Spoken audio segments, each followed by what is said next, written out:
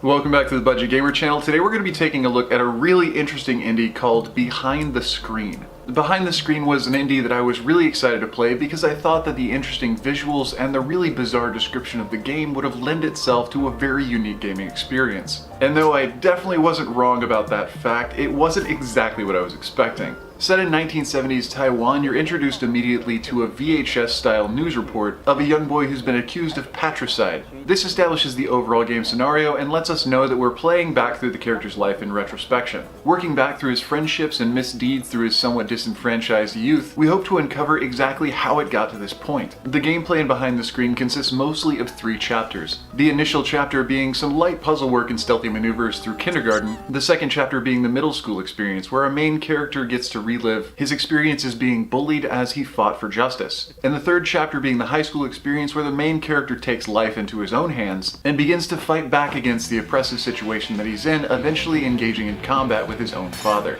And while so far this seeming walking simulation slash puzzle game would be exactly what you would expect, with light puzzles and some character manipulation in order to engage with the deeper story. However, in addition to the walking simulation style gameplay and the light puzzle work every now and again, the developers worked in boss fights at pivotal moments in the game. These combat elements mainly come into play in the second and third chapters of the game and introduce a somewhat timing or rhythm-based button mashing combat system. And while the overall gameplay may take you about an hour as far as the story is concerned, getting a handle on the somewhat superimposed combat system may take you quite a while. Unlike most platformer bosses, even though the enemy's actions might be telegraphed to a slight extent, they are to some degree randomized, so muscle memory is not really going to help you out on this one. Learning the enemy tells and getting a feel for the combat itself is going to be the only way that you'll be able to get past it. And while this extreme innovation to a walking simulator genre may be a bit refreshing to some, others who are into games for the story and not necessarily for a unique combat system might find themselves quickly frustrated as the skills that you're required to develop to triumph in combat really don't play any part in later gameplay.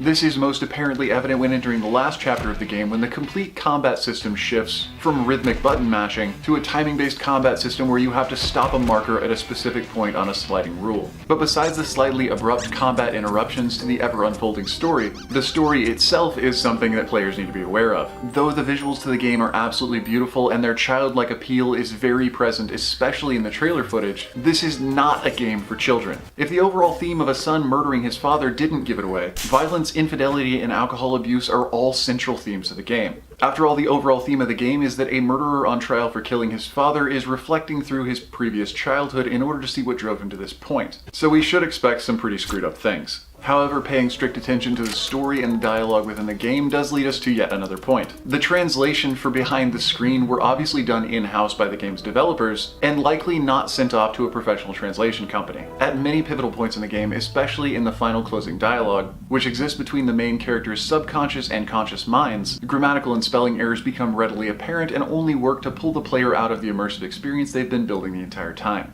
Overall, I'd have to say, though, that Behind the Screen was a very unique look into a developer's mind and their outlook on life. And it's possible that the game was developed to introduce a younger generation or a foreign culture to the hidden subtextual flaws of Taiwanese culture in general. However, and maybe this is just my opinion, these themes are a little dark for a game, and the way the game was constructed as a puzzle-based combat walking simulation is just a little too disjointed to be enjoyable. But please let me know what you think in the comments.